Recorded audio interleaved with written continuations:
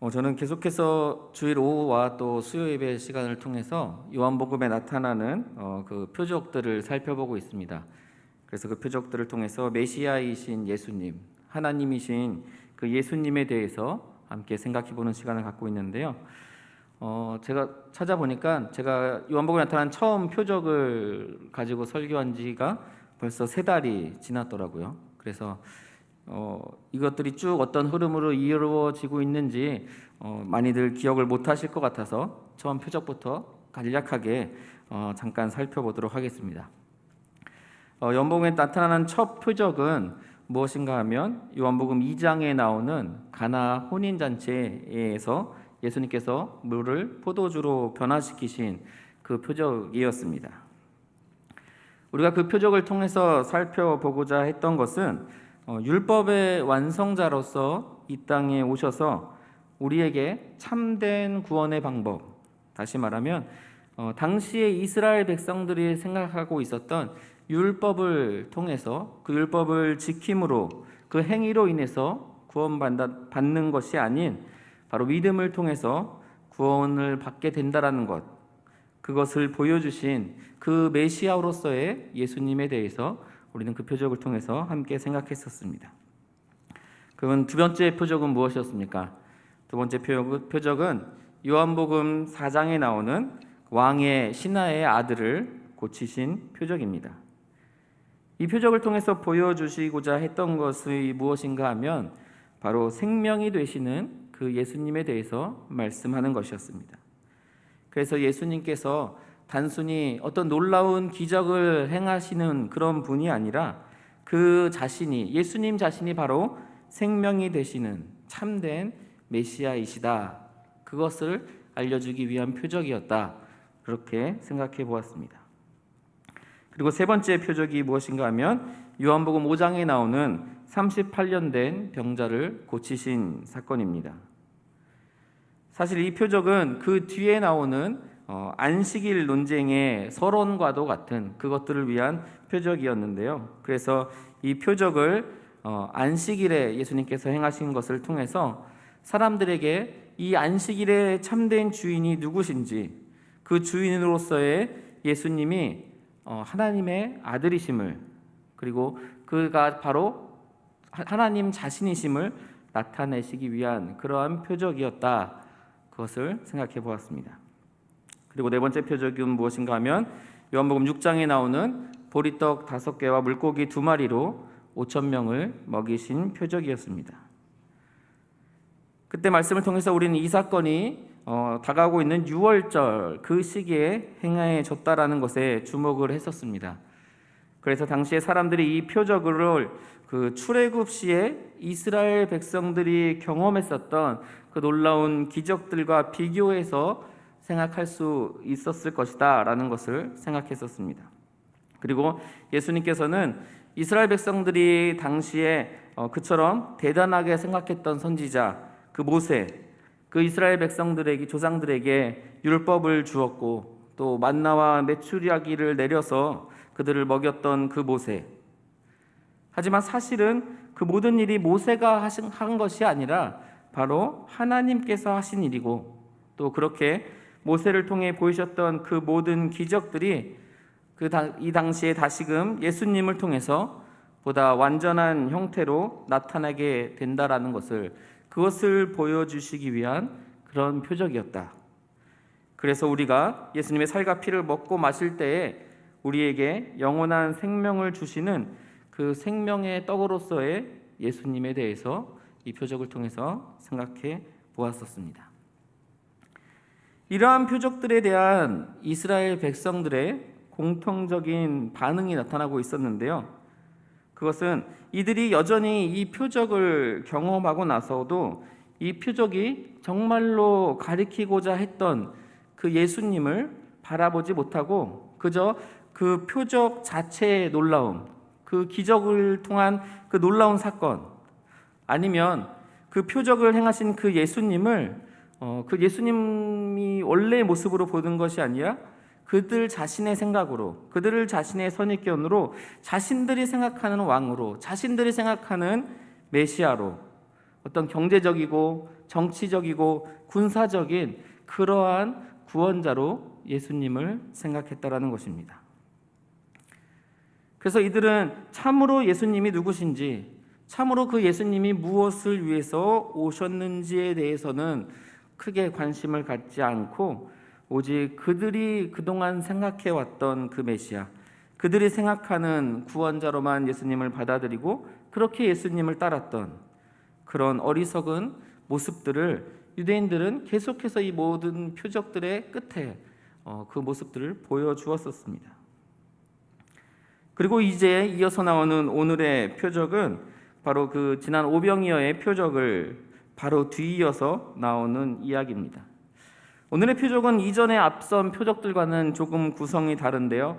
앞선 표적들은 그 표적이 행해지고 나서 그 표적으로 인한 이스라엘 백성들의 반응이 나타나게 되는데 오늘은 그 반응이 나타나지는 않고 있습니다.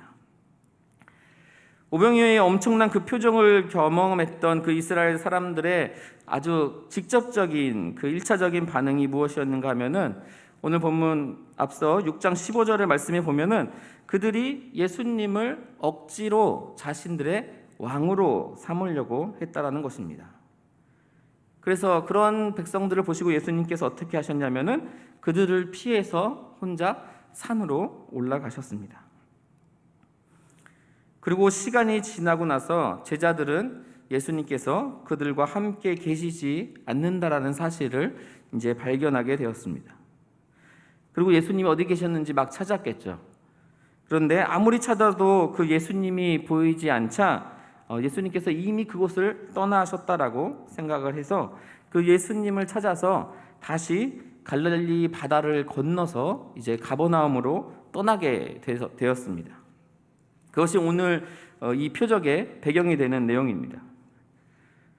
그리고 오늘 본문에서처럼 그들이 배를 타고 갈릴리 바다를 건너가고 있었는데 그때 큰 바람과 파도가 일어나게 되었습니다.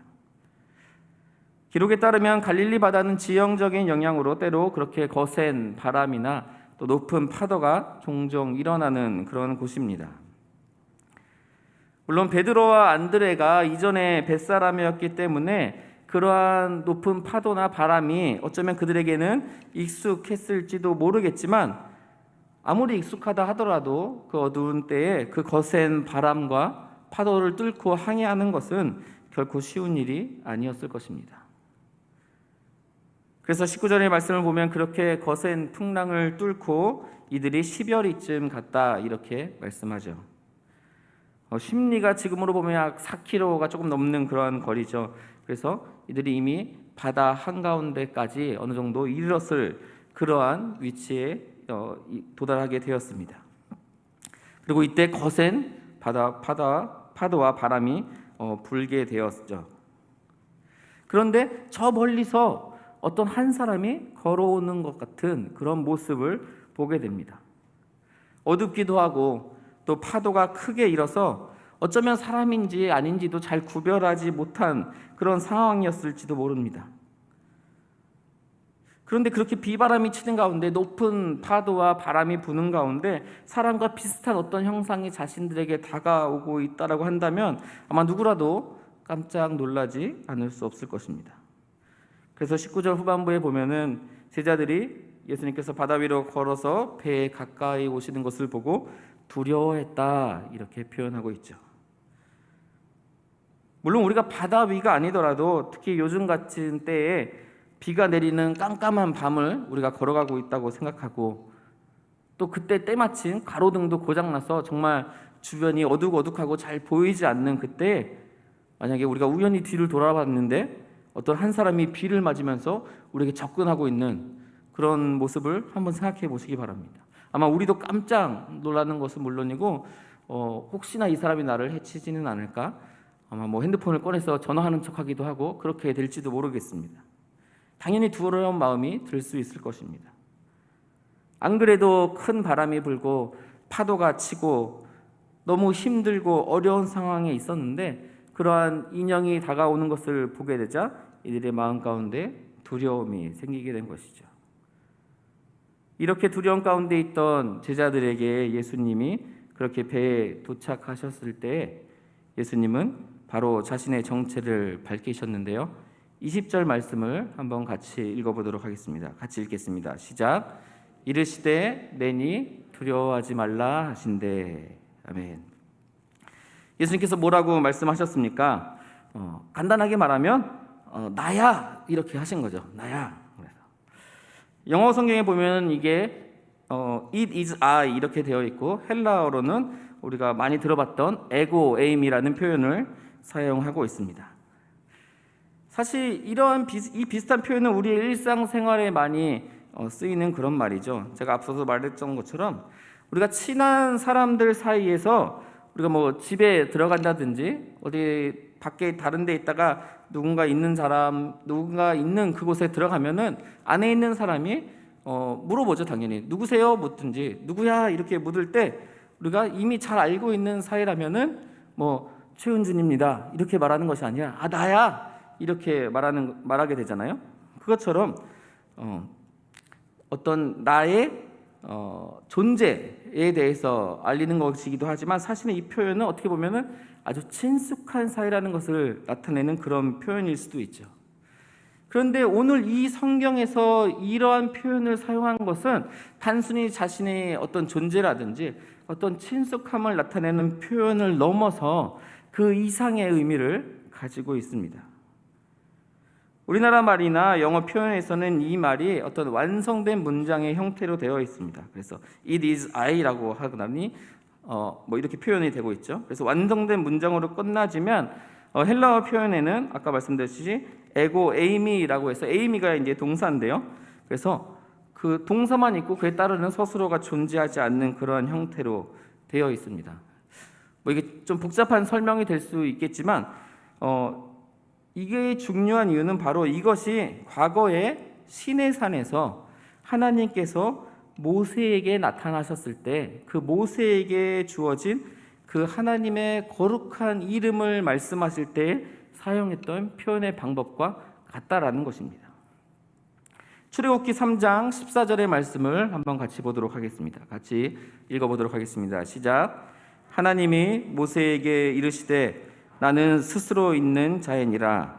또 이르시되 너는 이스라엘 자손에게 이같이 이르기를 스스로 있는 자가 나를 너희에게 보내셨다 하라.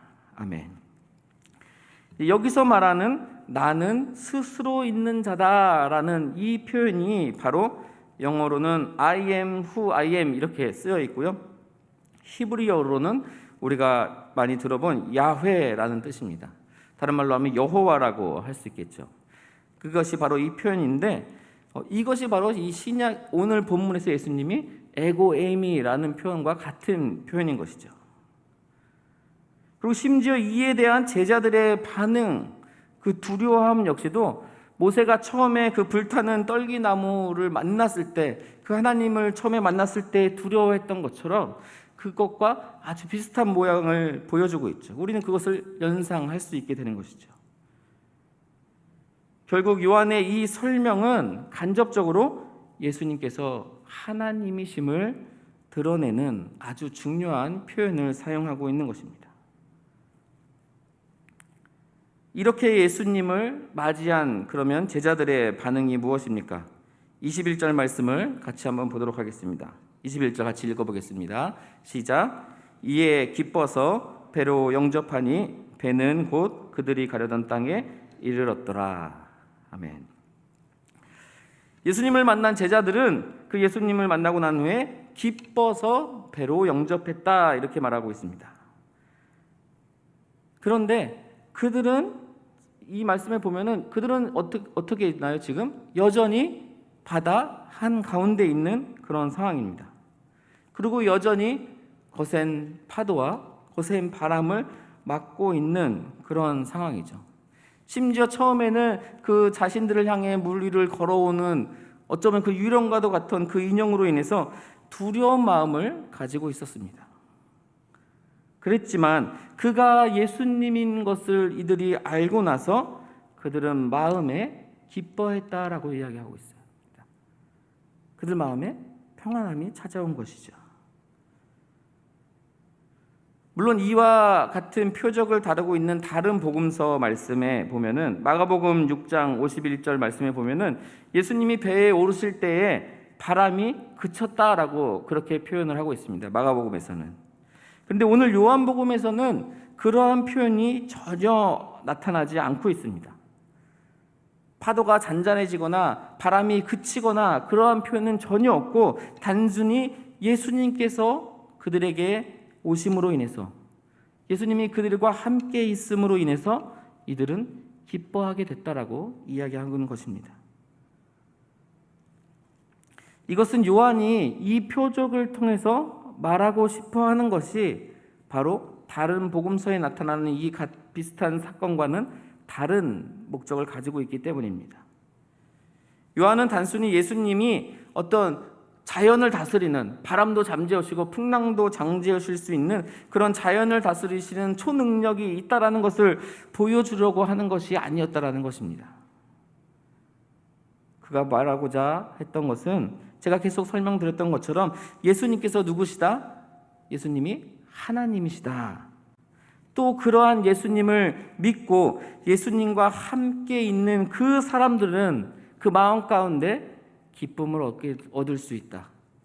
밖에 풍랑이 일고 파도가 너무 높게 이르러서 자신들의 생명의 위험을 받을 것 같은 그런 상황 속에 있다 할지라도 예수님과 함께 있음으로 인해서 기쁨을 누릴 수 있다. 그것을 보여주고자 했던 것입니다. 그렇다면 어떻습니까? 우리의 마음 가운데는 과연 예수 그리스도로 인한 평안과 예수님으로 인한 기쁨이 과연 우리의 마음 가운데는 지금 있습니까? 이 사건에서 정말 중요한 것은 계속해서 말씀드리는 것처럼 성난 파도와 바람이 잔잔해졌기 때문에 제자들이 기뻐한 것이 아니라는 것이죠. 우리가 만약에 어떤 사람이 집안에 좀 어려운 일이 생겨서 한동안 좀 근심하는 표정으로, 어려워하는 표정으로 그렇게 지내고 있다는 것을 보게 되었습니다. 그런데 어느 날 며칠이 지나고 나서 갑자기 그 사람의 얼굴이 표정이 밝아졌다라고 한다면 우리는 아마 대부분 그 사람이 가지고 있던 그 어려운 문제가 이제 해결됐나 보구나, 이제 더 이상 걱정거리가 없어졌나 보구나, 이렇게 생각하게 되는 게 자연스럽겠죠. 그런데 지금 제자들의 상황은 전혀 그런 것이 아니라는 겁니다. 그들에게 닥쳐 있던 문제는 여전히 그대로 존재하고 있는데 그들의 생명을 위협하는 그 바람과 파도와 그 어둠과 그 모든 것들이 여전히 그대로 존재하고 있다. 다시 말하면 그들의 문제는 전혀 해결되지 않는 그러한 상황이라는 것이죠. 그럼에도 불구하고 21절에 이들은 기뻐했다라고 말하고 있는 것이죠. 기뻐했다. 이들이 어떻게 기뻐할 수 있었겠습니까? 이들이 왜 기뻐했겠습니까? 여전히 거친 바람과 파도 속에 있었지만 예수님이, 달라진 것은 예수님이 그들과 함께 있었느냐 있지 않았느냐, 그 차이죠. 예수님께서 자신들과 함께 있음으로 인해서, 그 예수님께서 자신들이 어떤 어려움 가운데 있다 할지라도 그 모든 문제들을 해결해 주실 수 있는 분이라는 것을 이들은 믿었던 것이죠. 그리고 비록 그 문제들이 당장 자신들의 눈앞에서는 전혀 해결되지 않았다고 할지라도 그저 그 예수님이 함께 계시는 것만으로도 그들은 그 모든 문제들을 잊어버리게 되고 그들의 마음속에 기쁨이 생겨나게 된 것입니다. 이런 믿음, 이러한 예수님으로 인한 평안과 기쁨이 과연 우리들의 마음속에 지금 존재하고 있습니까? 예수님은, 내가 믿는 그 예수님은 과연 나의 삶 가운데 이러한 평안과 기쁨을 주시는 분이신가 하는 것입니다. 내 삶의 많은 문제들과 걱정거리들 그 가운데서 과연 나는 주님이 계시다는 것만으로도, 주님이 나와 함께 하신다는 그 사실만으로도 나는 그 모든 걱정거리를 잊어버리고 평안한 마음을 가질 수 있느냐? 아니, 여전히 나의 문제들이 해결되지 않고 있는 그 상황 속에서 나는 예수님 때문에 과연 기뻐할 수 있는가? 이러한 질문들에 우리가 자신 있게 내가 그렇다라고 대답하지 못한다면 우리는 과연 내가 믿고 있는 그 예수님이 정말 오늘 이 성경에 나타난 그 예수님인지, 아니면 그 예수님을 내가 정말로 진심으로 믿고 있는지 우리는 다시 한번 돌아보아야 할 것입니다. 제자들의 이러한 믿음의 반응에 예수님께서는 어떻게 반응하고 계십니까? 이 21절 후반부에 보면은 그들이 그렇게 예수님을 영접하고 나서 뭐라고 얘기하죠? 배는 곧 그들이 가려던 땅에 이르렀더라, 이렇게 말씀합니다.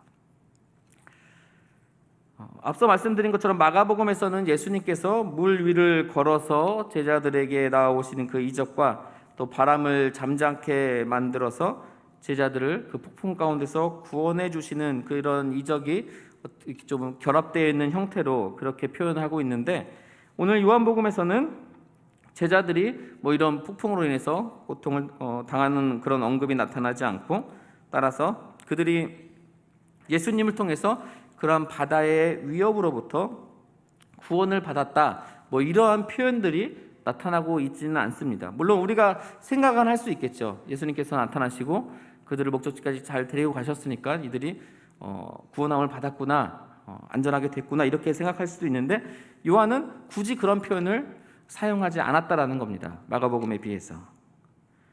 그리고 오히려 요한은 예수님께서 물 위를 걸어서 제자들에게 오시는 이 기적적인 출현과 함께 과거의 구약 성경에서 하나님을 표현했던 그 표현들을 사용함을 통해서 예수님께서 하나님이시라는 그 사실을, 에고 에임이라는 그 표현을 강조함으로 인해서 그가 하나님이심을 얘기하고 있고, 또한 제자들이 목적지까지 곧바로 무사히 도착했다라는 그 사실, 예수님께서 이 제자들을 무사히 인도에 가셨다라는 그 사실을 강조하고 있다는 것입니다. 그래서 신학자들은 이 요한복음의 이 본문의 말씀을 보고서 마치 시편 107편의 말씀을 우리는 떠올릴 수 있다, 이렇게 이야기를 합니다. 그래서 시편 107편 25절부터 30절의 말씀을 한번 같이 살펴보도록 하겠습니다. 107편 5절부터 30절까지 한 절씩 교독해 보도록 하겠습니다. 제가 25절을 읽겠습니다. 여호와께서 명령하신즉 광풍이 일어나 바다 물결을 일으키는도다.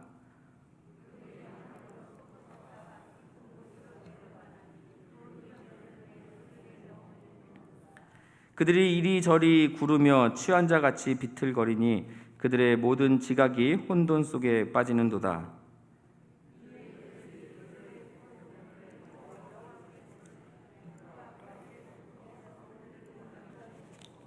광풍을 고요하게 하사 물결도 잔잔하게 하시는도다. 그들이 평온함으로 말미암아 여호와께서 그들이 바라는 항구로 인도하시는도다. 아멘. 어떻습니까? 오늘 본문의 내용과 상당히 비슷한 내용들을 담고 있는 그런 시편이죠. 그래서 이것은 다시 한번 예수님의 하나님 되심을 요한이 강조하기 위해서 이러한 시편의 내용과 어쩌면 비슷하게 표현한 것이 아닌가, 이렇게 생각하는 것이죠. 그들을 둘러싼 그런 자연재해와 같은 그런 것들이 여전히 있음에도 불구하고 예수님은 자신을 따르는 그 자들을 먹이시고 또 보호하시고 구해내신다, 인도하신다라는 것을 보여주고 싶었던 것입니다. 요한은 이 감사의 시편에서 찬송하는 그 하나님께서 보여주셨던 그 구원의 행위들이 그날 밤 이 갈릴리 바다 위에서 예수님에 의해서 이 제자들에게 그것이 성취되었다, 그렇게 생각을 했던 것이고, 그러한 관점에서 오늘의 본문의 사건을 기록하고 있다는 것입니다. 이제 다시 한번 여러분들에게 질문하도록 하겠습니다. 과연 여러분들은 예수님을 여러분의 삶의 구원자로, 여러분의 삶의 인도자로, 또 여러분의 삶의 주인으로 그렇게 받아들이고 계십니까? 그리고 그 예수님께서 이 온 세상 만물을 창조하시고 다스리시는 그 하나님이라는 사실들을 과연 믿고 계십니까? 그러면 우리가 이렇게 예수님을 믿고 있다면, 이러한 예수님을 내가 믿고 있다면, 그렇다면 왜 우리의 삶에는 여전히 근심과 걱정이 가득 차 있습니까? 왜 우리는 우리의 삶 가운데 평안과 기쁨을 온전히 누리지 못하고 있는 것일까요? 우리가 지난 시간들을 통해서 살펴본 그 예수님의 모습은 무엇이었습니까? 또 그 표적들을 대하는 유대인들의 모습은 어떠했습니까?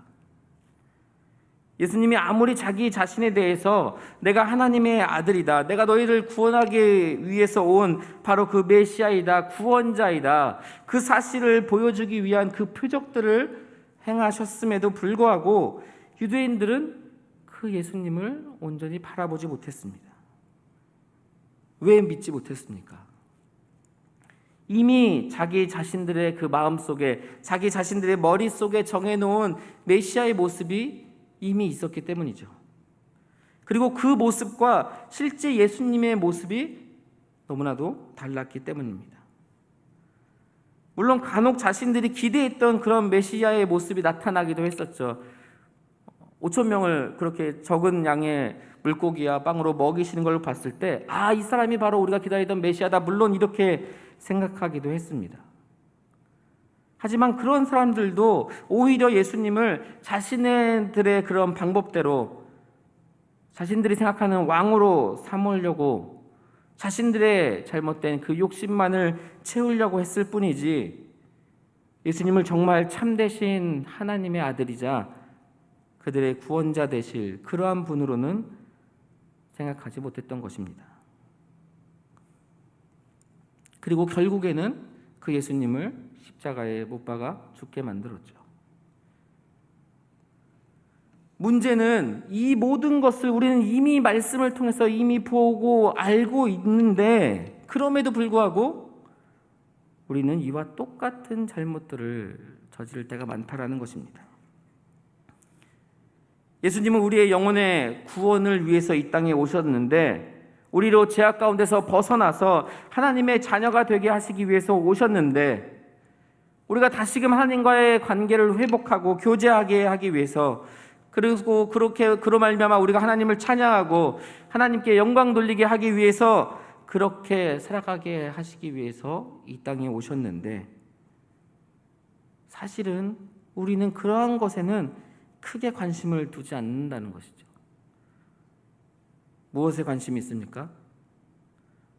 우리 눈앞에 당장 닥친 그 문제들에 우리는 관심을 갖는다는 것이죠. 당장 어떻게 내가 더 잘 먹고 잘 사는가, 어떻게 돈을 더 많이 벌 수 있는가, 어떻게 더 평안한 삶을 누릴 수 있는가, 그런 내 자신의 문제들을 해결하기 위해서, 조금 심하게 말하면 예수님을 이용하고 있는 것이죠. 온 세상의 구원자, 온 인류의 구원자가 되시는 그 예수님을 그저 그냥 내 소원 들어주시는 분, 내 어려운 문제 해결해 주시는 분, 조금 더 심하게 말하면 내 심부름꾼처럼 그렇게 그런 존재로 우리는 전락시키고 있는 것인지도 모릅니다. 사랑하는 성식교회 성도 여러분, 우리의 눈이, 또 우리의 관심이 이 세상 문제에만 머물러 있지 않기를 간절히 축원드립니다. 우리가 이제는 내 눈앞에 그 문제에 우리의 눈이 가려워서 그보다 훨씬 더 중요하고 더 큰 문제들을 바라보지 못하는 그러한 어리석음을 버려버릴 수 있기를 간절히 소원합니다. 이제 말씀을 정리하도록 하겠습니다. 우리가 가지고 있는 믿음이란 과연 무엇이겠습니까? 우리가 주님을 믿는 것이 우리가 정말 주님을 눈으로 보고 또 우리가 손으로 만지고 또 우리가 몸으로 어떻게 직접 경험했기 때문에 그렇기 때문에 우리가 예수님을 믿는 것은 아니지 않습니까? 우리 믿음은 눈에 보이지 않아도 또 우리가 손으로 만질 수는 없었어도 그 예수님께서 이 세상을 창조하시고 다스리시는 그 하나님이시고 또 그 하나님이 나와 함께 계시고 나를 구원하시고 나를 인도하신다. 그 사실을 우리가 받아들이는 것, 그것이 바로 우리의 믿음일 것입니다. 하지만 현실에서는 오히려 우리의 세상살이의 문제들이, 우리의 눈앞에 닥친 그 어려움들이 오히려 우리의 이러한 믿음들을 위협하고 또 우리를 넘어뜨리는 그런 일들을 우리는 너무나도 많이 경험하게 됩니다. 왜 그럴까요? 왜 우리가 우리의 입으로 우리의 신앙을 고백하면서도 마치 세상에 믿지 않는 그런 사람들과 똑같은 걱정, 똑같은 근심을 하면서 똑같은 삶을 살아갈 수밖에 없는 것일까요? 어쩌면 우리의 믿음이 바라는 것들이 하나님이 아닌 이 세상을 바라보고 있는 것이기 때문이 아닐까요? 바라기는 우리 스스로 우리 믿음을 그렇게 우리의 먹고 사는 문제들, 내 눈앞에 지금의 어려움을 해결하기 위한 그러한 낮은 수준으로 낮추지 않기를 바랍니다. 이 세상의 문제를 넘어서 하늘의 신령한 것들을 사모하고 하나님이 우리에게 주신 그 사명들을 감당하는 그런 믿음, 성경의 그 위대한 신앙의 선배들이 보여주었던 그리 아니하실지라도 내 문제를 해결해 주시지 않을지라도 나는 하나님을 놓지 않겠습니다. 그런 믿음을 가지고 이 세상 가운데 승리하시는 삶을 살아가시는 우리 성숙교회 모든 성도님들 되시기를 주님의 이름으로 간절히 축원드립니다. 함께 기도하도록 하겠습니다.